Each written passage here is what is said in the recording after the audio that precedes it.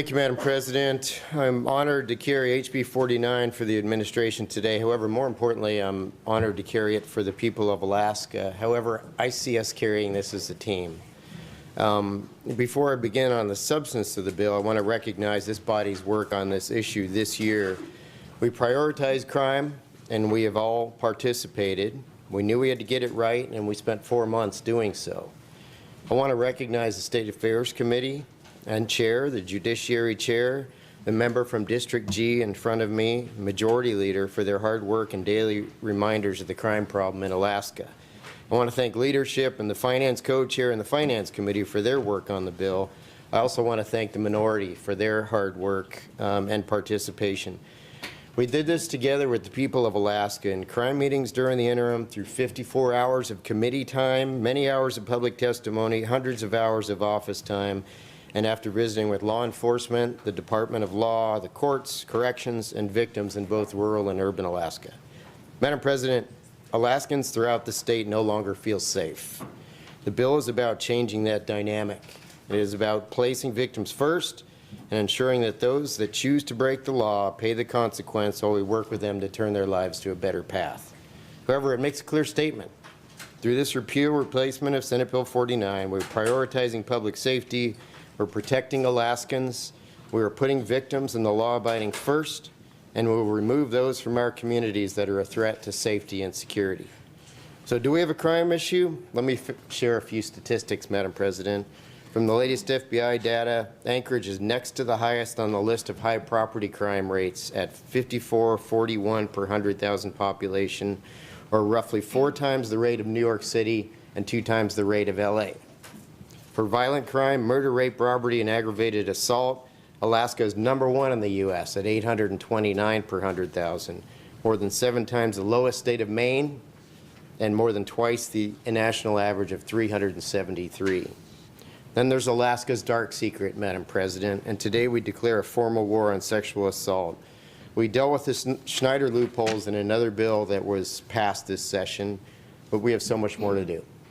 In the state of Alaska, if we were a country unto itself and we compared the number of sexual assaults per capita to the other 120 nations in the world, Alaska would be #2 in the world at 116.7 per 100,000, in front of Botswana and right behind South Africa. Alaska's sexual crime rates are 3 times higher than the national average, and child sexual assault rates are 6 times the national average. 6 times. Disproportionately, victims of sexual violence are between 11 and 17 years old. They're from all over Alaska, and they were most often attacked by someone they knew. In rural Alaska, one of the causes has to do with remoteness of local communities, where criminalization is difficult due to the lack of public safety presence. And that leads to the resulting adverse childhood experiences that lead to other crimes. Abused Alaskans hide their pain through substance abuse, property crimes to support their addiction, domestic violence, violent crimes, and too often, Madam President, suicide. By passing this bill, we make a statement. We're saying that as legislators, your representatives, we stand with victims for safer communities. We're making the statement to drug dealers, car thieves, violent offenders, or sexual offenders of our children and women, and the producers and distributors of child pornography, that they will be going to jail for a very, very long time, Madam President. For less serious criminals, we'll be making the statement that we will help you turn your life around, but you will first pay the price for your crime. The bill accomplishes those objectives in many ways, and Madam President, if I may read, we talked about what was changed in the bill. We didn't talk about what's in the bill. So I'll go through this as quickly as possible. On sexual assaults in the 2nd and 3rd degree, it changes the required mental state from knowing to reckless when the offender engages in an assault with a victim who is mentally incapable, incapacitated, or unaware. It makes sexual abuse of a minor in the 3rd degree a sexual felony when there is a 6-year age difference, thus increasing the range from 0 to 2 years to 2 to 12 years.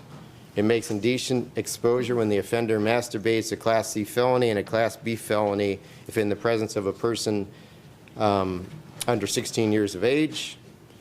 It makes unlawful exploitation of an unclassified felony from the current Class B felony. It clarifies that any prior felony counts as a prior felony for presumptive sentencing in sex cases.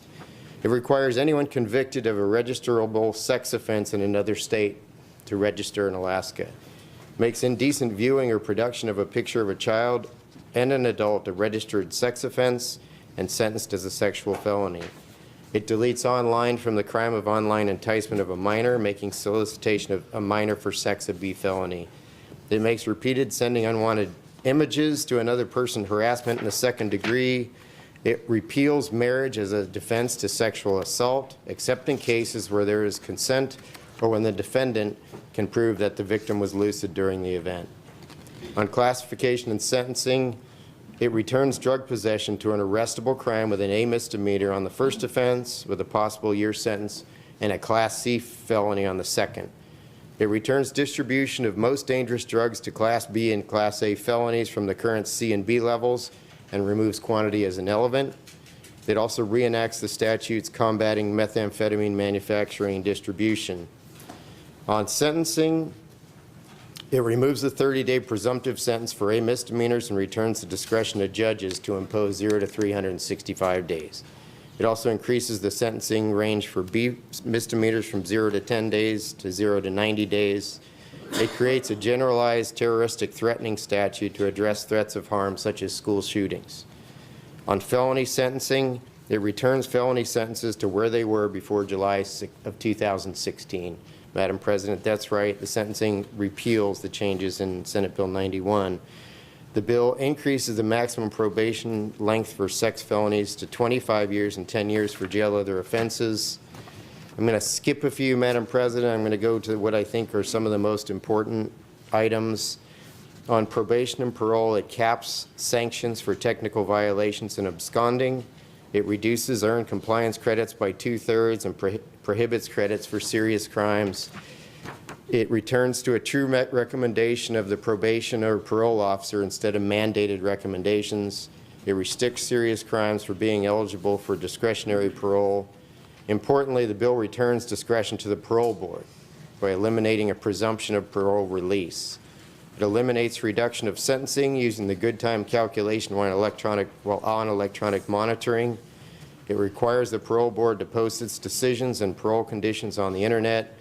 It requires the Department of Corrections to notify victims of resources, including the option to request a protective order.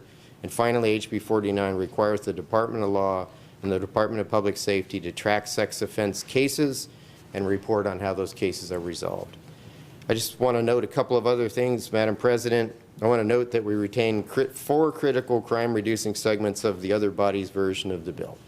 And I think they're important, and obviously we agree through passage of this bill. They included a theft aggravator that allows us to total the value from unrelated theft crimes to charge at a higher level. The possession of tools for vehicle theft and the theft of items inside a vehicle is now being defined as a crime when the intent is clear. Yesterday, we accepted changes for formalizing reentry procedures, and we strongly support the expedited testing and greater accountability for sexual assault kits. Thank you. I'll stand by for questions, Madam President, and I strongly request the body's support for HB 49.